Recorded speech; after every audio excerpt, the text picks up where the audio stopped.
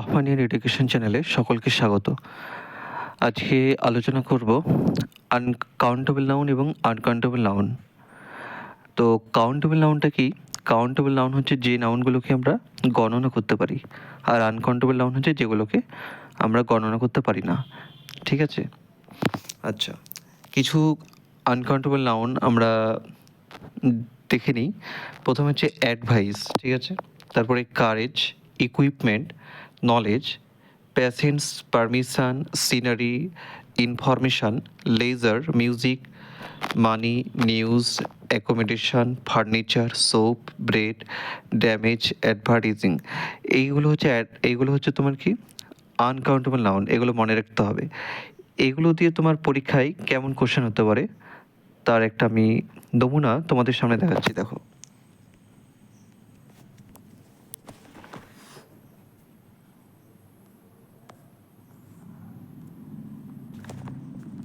আমি বললাম যে কোশ্চেন হি গেভ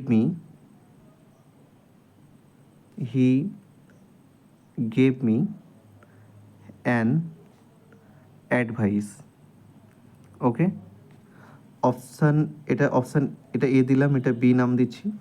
মানে অ্যাকচুয়ালি কোশ্চেনটা এরকম হবে, চুজ দ্য কারেক্ট অ্যান্সার। কোনটা সঠিক হবে সেটা বলবে। He gave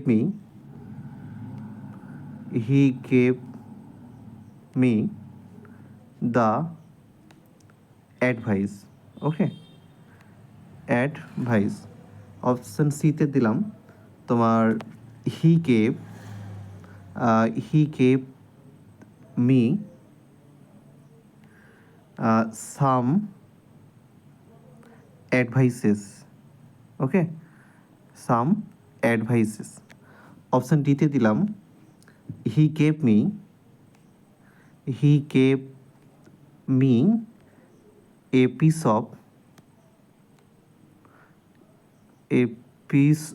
of advice.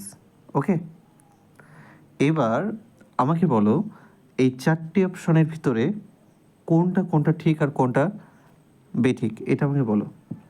দেখো কোনটা ঠিক। হি গেভ মি অ্যান অ্যাডভাইস তো আমরা জানি যে তোমার অ্যাডভাইসটা কি, অ্যাডভাইসটা তো আনকাউন্টেবল নাউন। এখানে তোমার দেখো অ্যান আছে, কি আছে? অ্যান আছে, আর এখানে দি আছে। অপশান বিতে আছে অ্যাডভাইসের আগে কি আছে? দি আছে।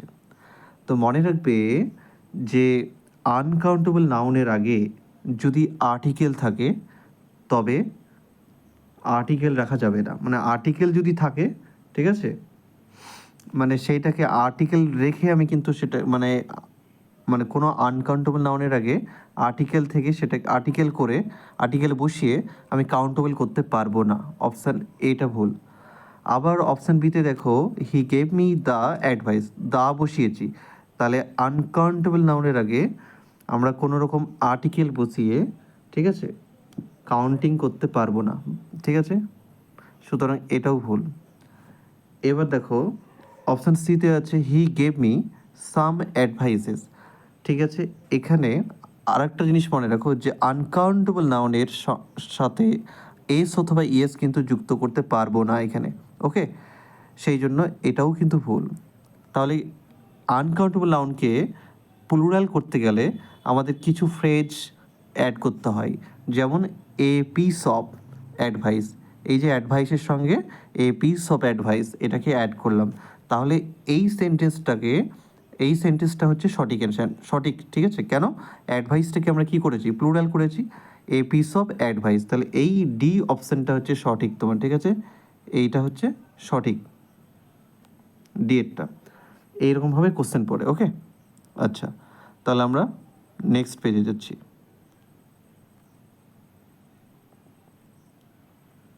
দেখো এইবার আনকাউন্টেবল নাউনকে কাউন্টেবল যে করলাম, ঠিক আছে, এই যে কোশ্চেনে তুমি দেখলে আনকাউন্টেবল নাউনকে কাউন্টেবল করব, মানে করার নিয়মটা কি, তাই না?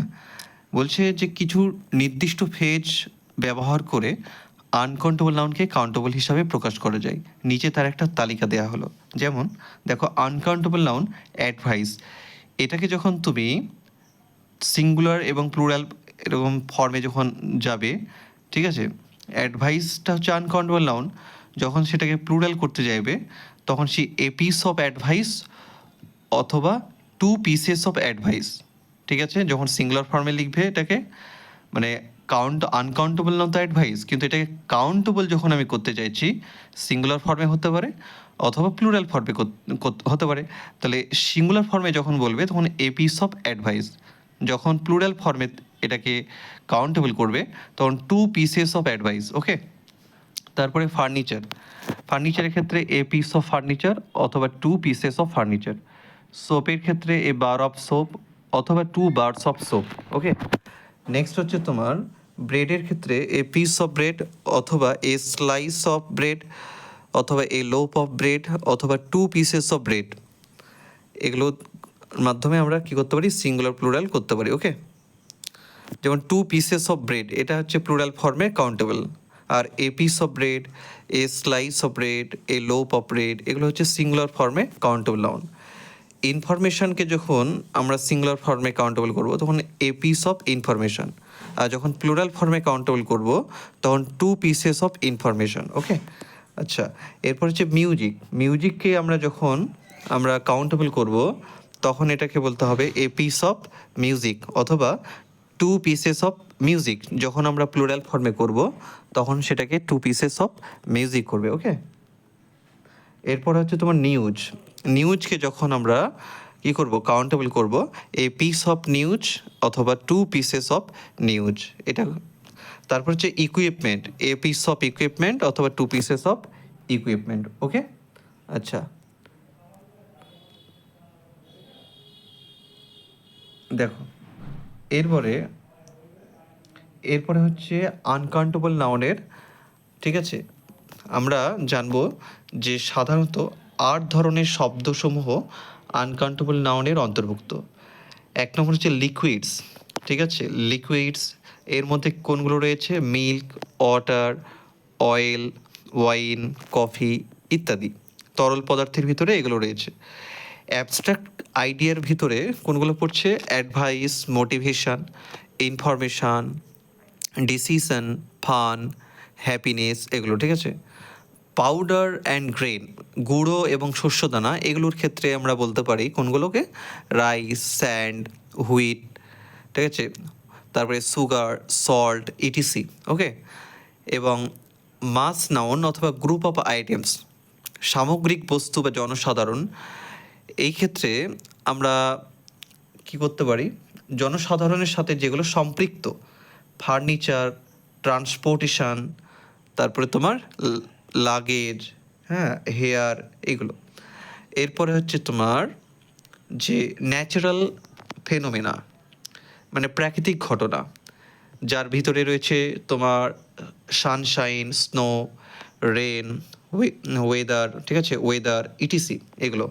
এবার হচ্ছে স্টেট অফ বিং, মানে নিজ সত্তার অবস্থা বোঝাতে যে সমস্ত আনকাউন্টেবলগুলো ব্যবহার করি তার মধ্যে আমরা হচ্ছে কি, স্লিপ, স্ট্রেস, চাইল্ডহুড, তারপরে ইয়ুথ ইটিসি। হ্যাঁ, আর ফিলিংসের ভিতরে অ্যাঙ্গার, হ্যাপিনেস, এনথুজিয়াজম, তারপরে লাভ ইটিসি।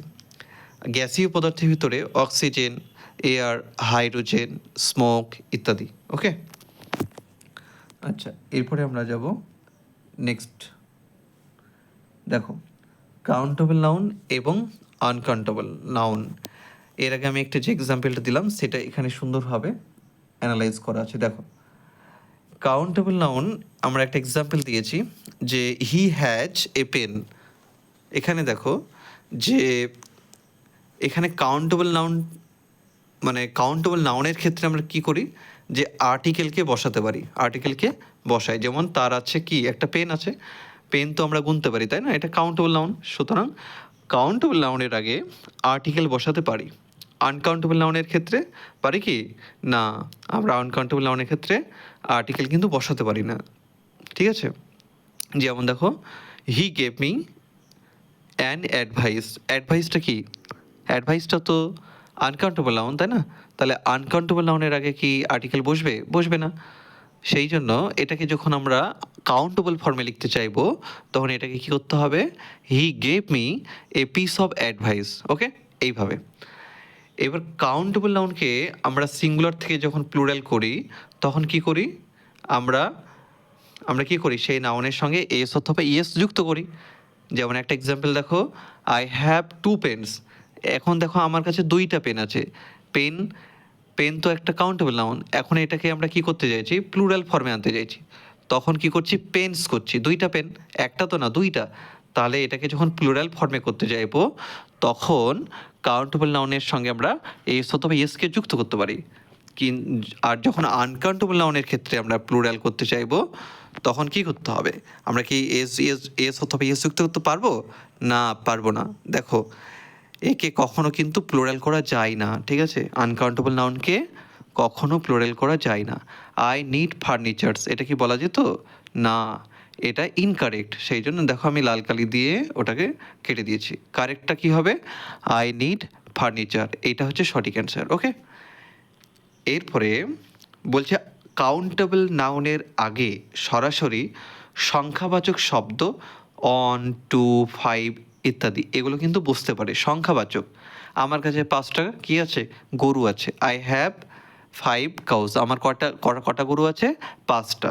তাহলে এই যে কাউ, এটা তো কাউন্টেবল নাউন, তাহলে কাউন্টেবল নাউনের আগে সংখ্যাবাচক শব্দ 5 এটা বসাতে পেরেছি।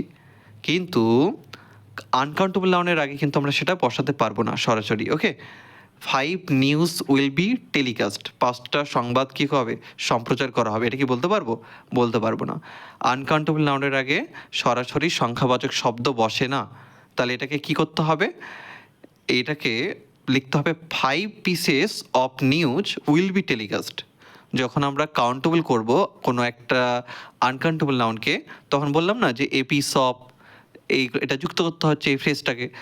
যখন এটাকে আমি প্লুরাল ফর্মে নিয়ে আসার চেষ্টা করছি, তখন 5 pieces of news will be telecast. Okay, এটা হচ্ছে।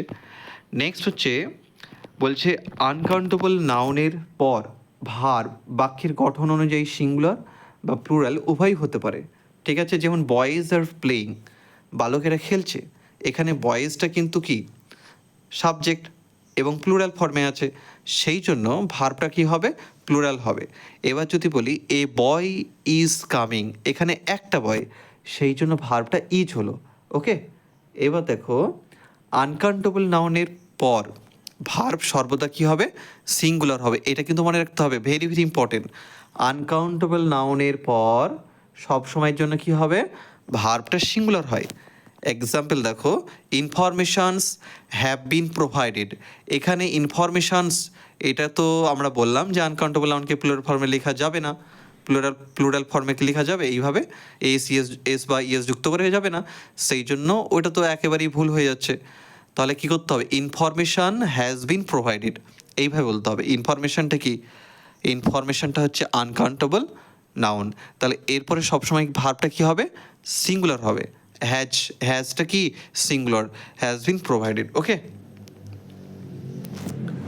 এইবার দেখো ব্যতিক্রমী একটা নিয়ম, বলছে আনকাউন্টেবল নাউনের আগে যদি প্লুরাল ফ্রেজ যেমন 2 পিসেস অফ, 5 পিসেস অফ এগুলো থাকে, তবে পরবর্তী ভার্বটা প্লুরাল হবে। তাহলে ব্যতিক্রমী নিয়মটা একবার দেখে নাও। বলছে আনকাউন্টেবল নাউনের আগে যদি প্লুরাল ফ্রেজ থাকে, যেমন 2 পিসেস, 5 পিসেস অফ এরকম, তবে পরবর্তী ভার্বটা কী হবে, প্লুরাল হবে। যেমন দেখো 2 pieces of furniture have been sold, এখানে দেখো যে 2 পিসেস অফ ফার্নিচার, 2 পিসেস রয়েছে না, তাহলে ভার্বটা কী হয়েছে, হ্যাভ বিন হয়েছে। ভার্বটা কী হয়েছে, হ্যাভ বিন হয়েছে, ঠিক আছে? যদি আমরা মানে মেন হেড, মানে অ্যাকচুয়ালি মেন হেডওয়ার্ড কোনটা, 2 পিসেস, তাহলে এটাকে দেখেই তো আমাকে ভার্বটাকে ঠিক করতে হবে, তাই না? সাবজেক্টের ভিতরে মেন হেডওয়ার্ড কোনটা, 2 পিসেস, এটাকে দেখেই কিন্তু আমাকে ভার্বটা ঠিক করতে হচ্ছে। যেহেতু এটা প্লুরাল, সেই জন্য হ্যাভ হলো। ওকে, তাহলে মনে রাখতে হবে আনকাউন্টেবল নাউনের আগে যদি প্লুরাল ফ্রেজ থাকে, যেমন 2 পিসেস, 5 পিসেস এরকম, সেই ক্ষেত্রে ভার্বটা কিন্তু প্লুরাল বসাতে হবে। আর যদি এরকম প্লুরাল ফর্মে না থাকে, শুধুমাত্র আনকাউন্টেবল নাউন থাকে, তাহলে আনকাউন্টেবল নাউনের পরে সিঙ্গুলার ভার্ব বসবে। ঠিক আছে? আচ্ছা, এইবার এখানে আরেকটা বলা আছে, দেখো যে the plus uncountable noun plus of, এটা যদি নির্দিষ্ট করে বোঝালে আনকাউন্টেবল নাউনের আগে দি বসে। যেমন the furniture of this shop is very expensive, এখানে বলছে এই দোকানের ফার্নিচারটা খুবই ব্যয়বহুল, তাহলে এখানে নির্দিষ্ট করে বোঝানো হচ্ছে আনকাউন্টেবল নাউনটাকে, তাই তো? সেই জন্য ভার্বটা কী করা হয়েছে, সিঙ্গুলার নেওয়া হয়েছে। বুঝতে পেরেছ? আচ্ছা, এবার আমরা নেক্সট টপিকে যাব। দেখো,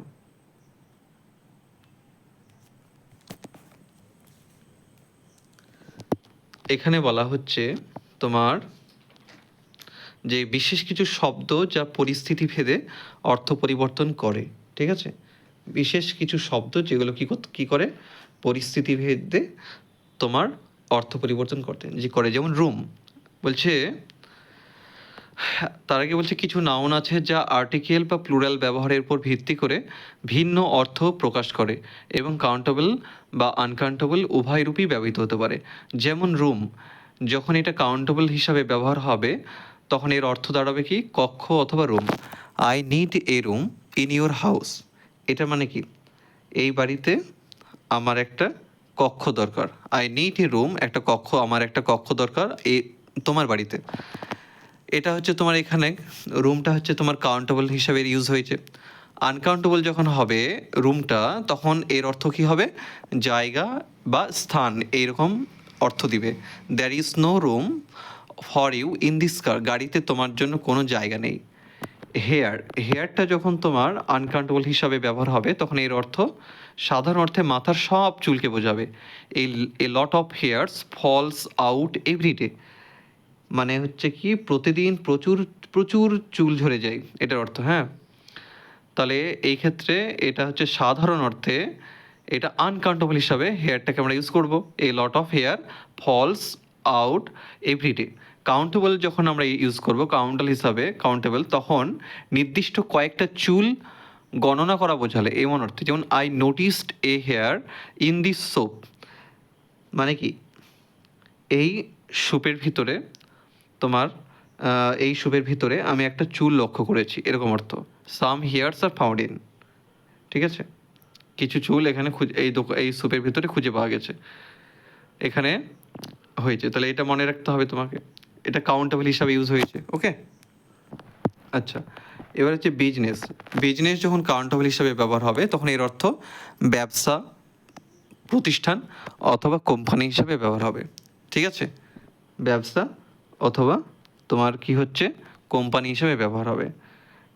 যখন বিজনেস তো তোমার আনকাউন্টেবল নাউন, এবার একে যখন আমরা কাউন্টেবল করব তখন এই বিজনেস যখন হয়ে যাবে তখন সেটা কোম্পানি হয়ে যাবে। আনকাউন্টেবল মানে কি যখন আমরা কাউন্টেবল করবো তখন কোম্পানি হয়ে যাবে। ঠিক আছে, আচ্ছা, তারপরে হচ্ছে তোমার ওয়ার্ক মানে কি আমরা জানি কাজ, এটা তো আনকাউন্টেবল নাউন, তাই না? এবার যখন সেটাকে কাউন্টেবল করলে ওয়ার্ক করতে হবে, তাহলে সেটা শিল্পকর্ম হবে।